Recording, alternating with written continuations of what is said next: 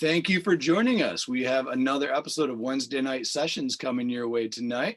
As for the regular viewer, I often like to joke when we record these things at night, I have to record in the basement office, which is, you can see, is a converted toy room off camera.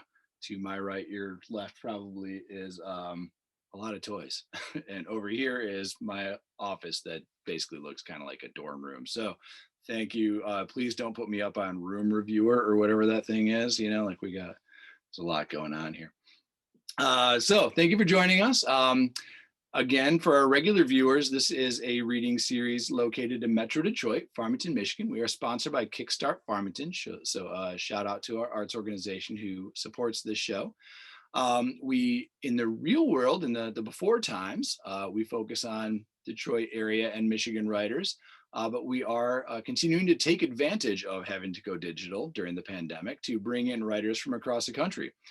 So I'm excited to do that again tonight. Joining us tonight is Alan Chazaro, a poet with a forthcoming book also. So it'll be 2 books here before long, correct? Well, this one it came out last week. Oh, did it really? I thought it was next week. Forthcoming has come. Awesome. Even better. So I'm going to toss it over to Alan for the reading. I'll allow him to introduce himself and all that jazz. So Alan, take it away. Cool. Thanks, Mitch. Appreciate you inviting me. I'm based out of the Bay Area, born and raised. But I have love for all the underdog cities. Detroit for me is definitely one of those towns that could get easily overlooked. So I'm definitely one of those like second cities type of guys, right? Like, for the New York, I gravitate towards the Boston. For the Chicago, Detroit, San Francisco, I definitely gravitate towards Oakland kind of thing. So really cool to be here and share the space. So yeah, I have my second collection of poems that just came out about a week ago. It's called Pinata Theory. It came out with Black Lawrence Press. It won the Hudson Prize in 2018. So it's a few years behind when I submitted it and it got picked up. But it's finally here. And my first collection was This Is Not a Frank Ocean cover album, which was also with Black Lawrence Press. And yeah, Mexican American, first generation, went to UC Berkeley and did June Jordan's Poetry for the People program there. And that sort of shaped a lot of my sense of poetics and community, being based in politics and identity and the self, your heritage, your culture, and sort of really embracing those things. And I taught high school for 9 years. And in that time, I took 3 years off and went to grad school at the University of San Francisco, got my MFA. And that's where I spent most of my time really harnessing and cultivating my writing, which turned into these 2 manuscripts that we mentioned. So I'm very thankful for that. And I'm currently teaching at the MFA program in San Francisco for the graduate students who are working on their own books now, which is pretty cool. So I guess I'll just jump into the poems here. I'm going to read a few poems that I don't typically read. I try to switch it up so that I don't get stale and sort of like read the same thing in a robotic routine. So some of these are poems I've actually never read out loud to any sort of audience. So again, this is from my book, Pinata Theory. I'm going to read the opening poem, which is called Psychoanalysis of a Pinata. The fault line between me runs north from south, a zag splitting my skull and bursting my edges. These ribs are ridges rubbing dangerous, friction to make worlds shake with color. There is movement within. These earthquakes, my unfinished therapy. I make sweetness out of fractures, make fire dance from teeth. My shape, an ash-bound phoenix. Tonight, I live to be undone. Short little poem there. So obviously the theme of the book is the piñata. And I was interested in the piñata because it's something that I realized as I was writing the collection. I was interested in breakages, masculinity. I grew up in a male household. I had a mom, but she never lived in my house. And I had a sister. She never lived in my house. She had a different dad kind of thing. So I was in a space with my older brother and my father and the neighborhood guys, right? So saying that, I was always interested in the sense of what does it mean to be a man, right? Especially a Latino man, a Mexican man, where a lot of my friends, you know, were dudes that didn't smile or like wore their Raiders jerseys and saggy pants. And you kind of get indoctrinated into a certain way of being, of thinking, of moving, presenting yourself to the world, really. And I really wanted to investigate that. And then I realized that the piñata is something that not only does it represent the obvious cultural sort of elements, but the sort of bigger metaphor for me was that a piñata is something that is built to be destroyed, and in its destruction we celebrate the destruction of this thing, and then we sort of ravenously grab whatever it spills, right? And there's sort of a beauty and a horror to that, right? So the book is broken into three parts. The first section is body, the second section is break, and the last section is gather.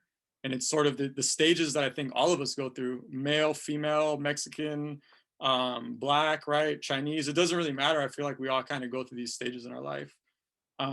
They just felt particularly amplified in my experience. So I chose this poem because shout out Detroit and the Motor City area.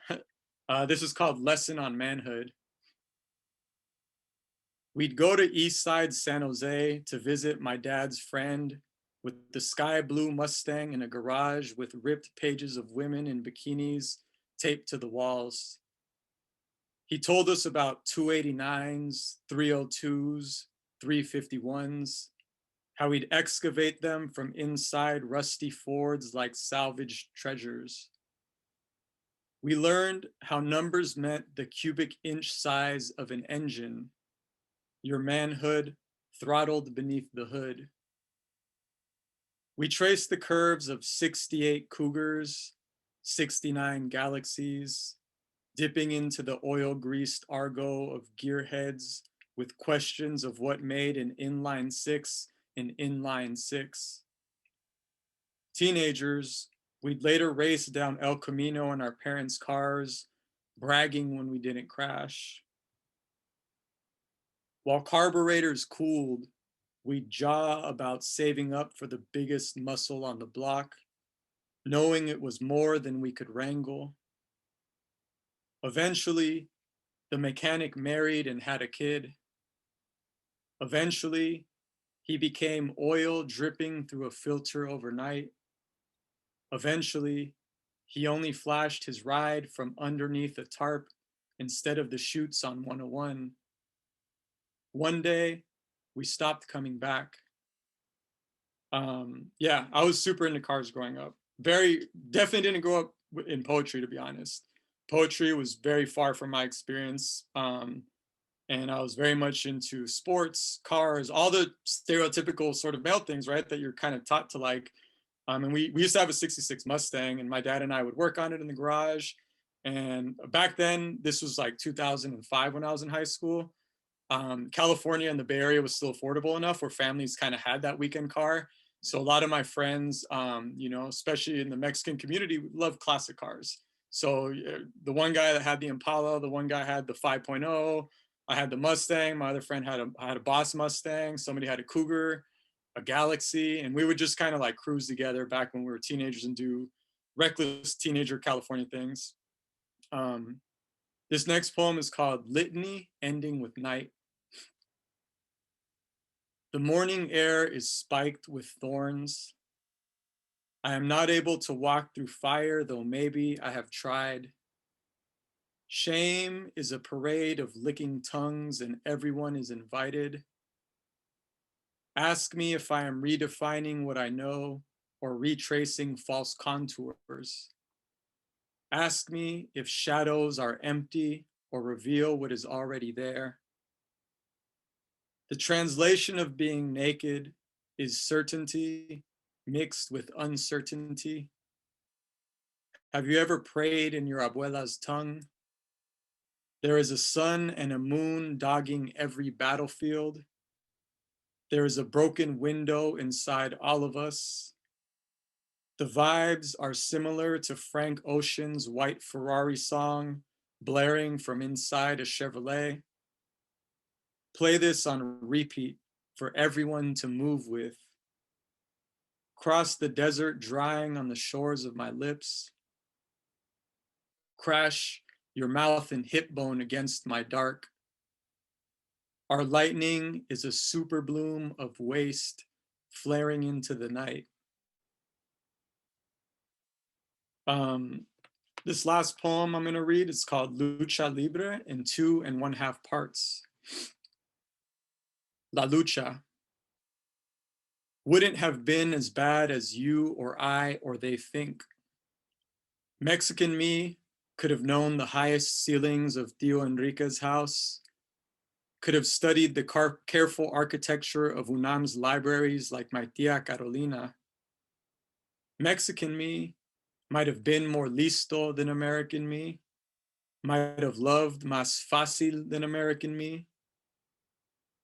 Mexican me might have understood blood as another word for tenderness, and tender as a synonym for a pain too raw to touch. I've seen Querétaro in purple light, the city's aqueduct folding neighborhoods in half. Last summer, Tia Pilar invited me to live with her and taste the fruit of family photo albums, each relative's memory, my hunger. El Libre. Sing the deepest song you know, the one that occupies the field between the countries of your body. What I want to say is, I have cousins in Mexico, a brother in Mexico, my blood in Mexico. I call them primo, Adrian, abuelo. It's a privilege. To be clear, I see myself as privileged. In high school, I watched USA versus Mexico soccer games on TV from a couch. I would back and forth every play. I would cheer for nothing. I would cheer for anything. La Máscara. I was born in Redwood City, California, but my mom tells me I was born in Mexico. When I'm older, she shows me a forged birth certificate with my Mexican identity, Alan Chazaro. In case of emergency, she says. I've held it, the unofficially official document, the weightless feel of something that shouldn't exist.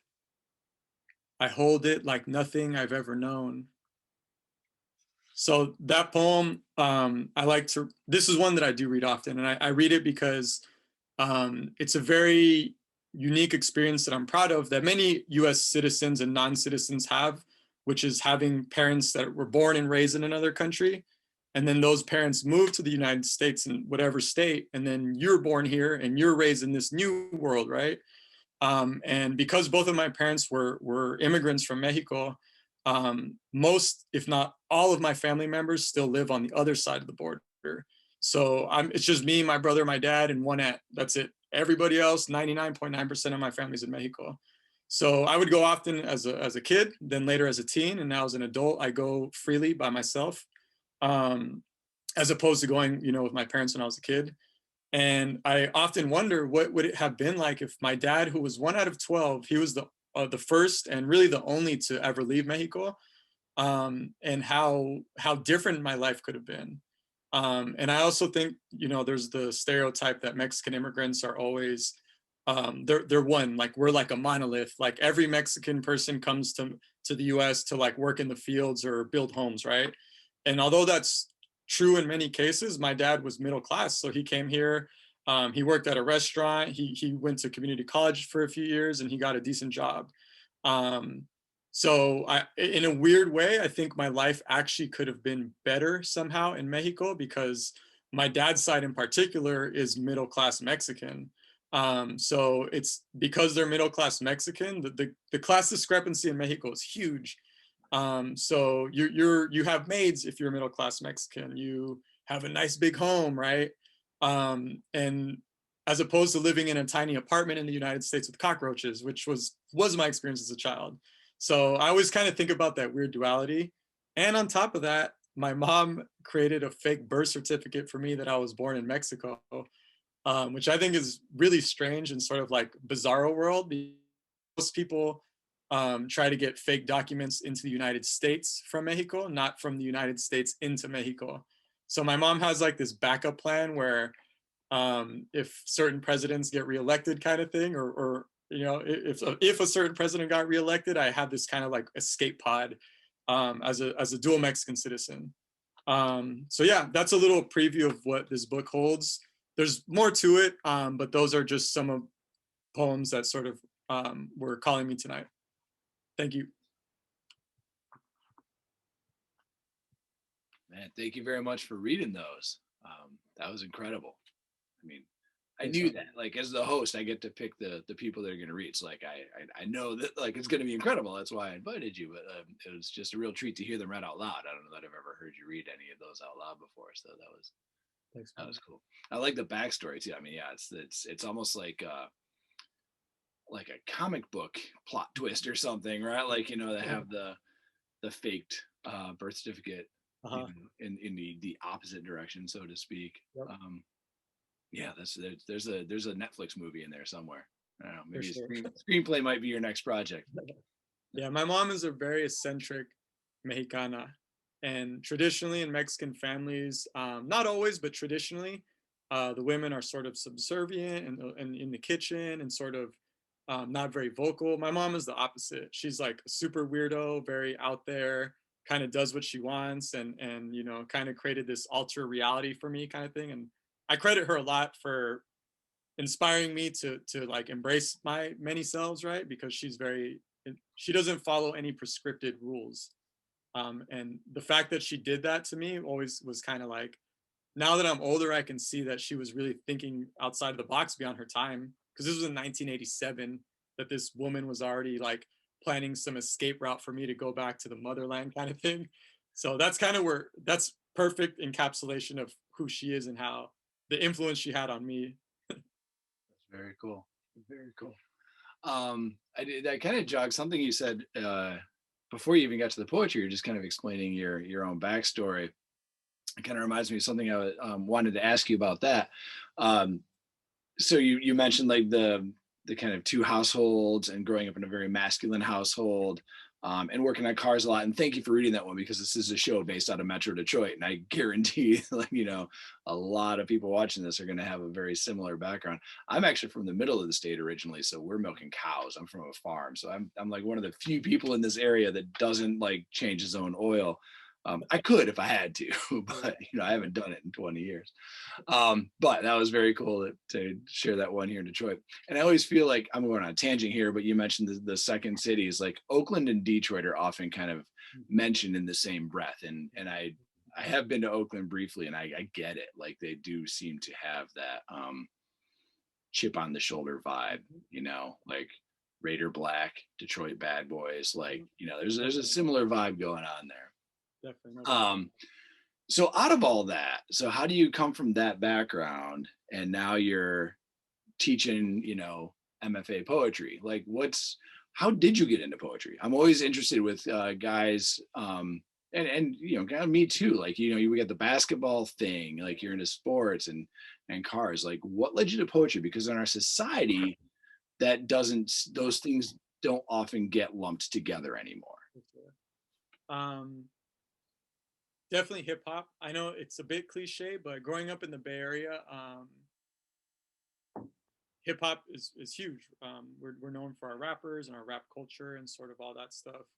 And when I was in high school, I very much was in the hip hop crowd, and you know, my first CD ever, I will never forget, was Tupac's single "How Do You Want It." I was in fourth grade, and because my dad had no idea about like American music, I was like, "Hey, can I get this?" He's like, "Sure." Yeah. That very much cultivated my sense, I think, of language, of words, of wordplay, of metaphor, of storytelling, of anaphora, like all these things that as I've sort of grown into my academic stuff, which took a long time. I was definitely a late bloomer. I went to community college and kind of had to like stumble my way into academia, but I think I was ready once I reached that point because I had a whole lifetime literally of just rap albums and rap songs and rap classics. On top of that, in high school, I got into graffiti. And I think that was my first sort of like societally acceptable space of a self-expression, where I was like, oh, like Alan does graffiti. I'd be in class like doing people's names, and I was like the kid that'd be like, that guy can do your name, like go ask him. And I think that sort of opened up my confidence that like, oh, okay, I'm an artist and people like my art. And again, this was middle to late high school.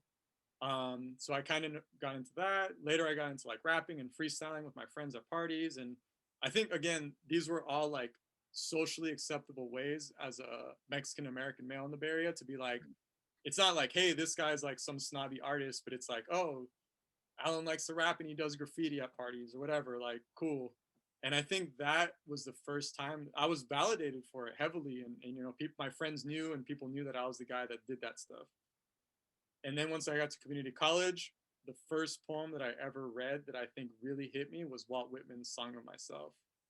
And I have a vivid memory of that too, being this kid that was like super disengaged and barely graduated high school. And I'm sitting in this like survey class of, you know, 35 kids in this community college room. And I ate up Walt Whitman. And I remember being like, damn, this is actually pretty relatable somehow. Yeah. And I just kind of leaned into it, and I trusted it. And I just, over the years, I leaned like more deeply into poetics, to the point where I don't even do graffiti anymore. I don't really rap, you know, and I just read and write poetry now. Yeah. Over many years, obviously. Yeah.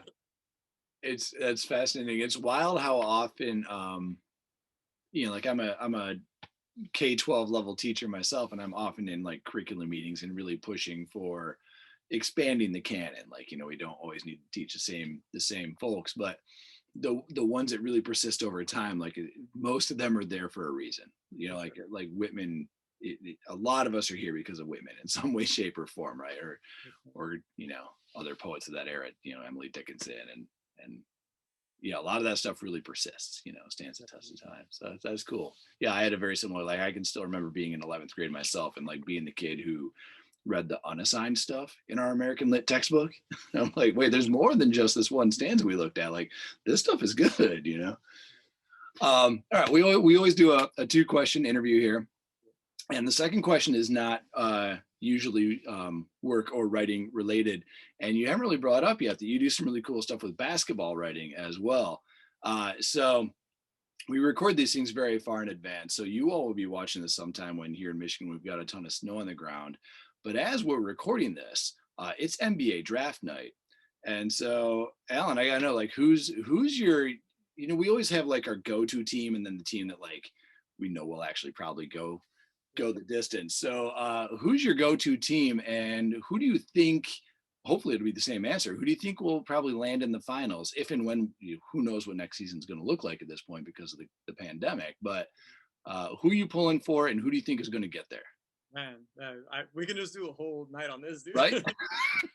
So again, I'm like a diehard Warriors fan, and I always was, even when the Warriors sucked, which they did my whole life. And imagine being in elementary school, middle school, high school, and not until college, that whole time span, I had never seen the Warriors in one playoff game because I was too young to see Run TMC. Yeah. And I was too old or I don't know if I'm getting it right, but basically, I didn't see Run TMC. Mm-hmm. And by the time Baron Davis and We Believe came, I was in college. So that whole time span, dude, my friends would give me so much shit as Lakers fans, because back then, if you're a kid, you're going to like the Lakers and Kobe Bryant. Yeah. I was always one of like 15 kids that was wearing the Warriors and repping the Warriors. I say that proudly because there was a span, as everybody knows, that we were like a dominant team in the past decade. So that felt really good. That being said, we're going through a rough period again, which I'm used to as a Warriors fan. So I do think we'll be back in the playoffs, but I don't think we'll have enough to make the finals, unfortunately. Klay Thompson just went down today. I don't know if you heard. Did? Yeah, it sounds like he might be potentially out for a majority of the season, it sounds like. For real? Yeah, dude, trust me. The Warriors fans, we've been texting all day, like, we were telling before we hit record, I was telling him like I put the kids to bed, like I rushed from like teaching to dinner. I had no idea. Yeah, dude. Yeah, it just happened. And we just got James Wiseman, the center from Memphis. I'm pretty excited about him. And big men in the Bay Area are like hard to come by. We're known for those little guys that can shoot and run and gun and things like that. So Warriors always 100%. Teams that I think will be in the finals, that's tough. There's so many factors, but teams I would like to see Miami get back in the finals, to be honest, because I think there's, again, I'm an underdog guy, and I don't think anybody predicted Miami would make the finals this season, and they did with this really kind of ragtaggy roster, to be honest. So I'm definitely rooting for Miami in the East. The West is a little bit different. I don't necessarily want to see it happen, but I think the Clippers have what it takes. They just need to gel more, kind of thing. Yeah. And I was shocked that they didn't make it this year, as many of us were, but I think they're sort of destined to make it if they keep their roster intact for the most part. And yeah, I'm as much as I hate Kawhi for beating us in the finals on the Raptors, I respect guys like Kawhi because he's like a quiet killer kind of dude where, you know, I love that, just the quiet confidence where he just goes in, handles business, doesn't really bark, and he's all bite, and he pulls through most of the time. Yeah. So I like watching players like that for sure. And anybody but the Lakers, that's all I gotta say. I mean, No Lakers. You hear that, Lakers fans? Not another one. You didn't earn that one. I'm sorry. They got LeBron and AD and shipped out half their roster, and I just don't. You know, that was the New York Yankees title for sure. Yeah, I just can't do it, man. I can't co-sign that. I'm sorry. I got a good friend in LA, and he latched onto he's from here, but he latched onto the Clippers like the second he landed, because the same thing, right? Like if you were from Michigan, you grew up a Pistons fan, like you're not gonna like the Lakers. You can't like the Lakers. Yeah. Oh yeah. Are you kidding me? It's against the law. I think you go to jail. Yeah. I mean, I got respect for the Pistons too. All those teams that are mid-market, that are sort of like, they have to cultivate their talent and assets and over years. They're most of us are not the Lakers or the Celtics, where we can just kind of land the splashy free agent and trade 5 picks like nothing, and then we get a title the next season kind of thing. So I love watching. I actually like when the Warriors struggle in a weird way, because I get to see the players develop. And I remember when we drafted Curry and Klay Thompson and Draymond Green, and they were all sort of like, okay, who are these guys? And then it's cool to see something develop in front of you and cultivate from the grassroots. And that's kind of the Bay Area way, to be honest. I feel like we pride ourselves in being these independent, sort of like entrepreneurial kind of spirited, and yeah, less disrespect to LA. They're not like that. They just buy the big names, and, you know, even Kawhi and Paul George is just like the easy way out to me. Yeah. Both LA teams, really. I mean, they did the same thing last year. They just, bought an all-star roster. Mm-hmm. Yeah. All right. We could go all night. Because Draymond is from here. He's from Saginaw, Michigan. Like I saw him play in his high school finals games up at the Breslin Center in East Lansing, and I am simultaneously not surprised and shocked that he has developed into the player he is. Like his court vision, even as a 17-year-old, was insane. But he was kind of like made out of Play-Doh at that stage. So like the way that he has become an enforcer, I guess, has been a pleasant surprise and fun to watch. Yeah, there's pictures of him in high school with like braces and like pimples, and you're just like, oh yeah. I mean, I think I read an interview once. He's like, when he got to East Lansing, and Tom Izzo, Michigan State's coach, is like, here's the nutrition's guy, and he's like, what? Like he'd only eaten McDonald's basically. It's like, yeah, you take that skill set and give it like, chicken and broccoli, and like next thing you know, you're an NBA superstar. There's a recipe for becoming an NBA star. I'm gonna go after this and eat chicken and broccoli. There you go. Dinner of champions. All right, Alan. Hey, thank you very much for joining us tonight. This has been a pleasure. For sure. Yeah, same. Likewise. I appreciate you hitting me up, and we'll be in touch. Yeah, someday we'll get back to regular life, and we'll get you out here in the Detroit area. So we'll do a live reading sometime in the future.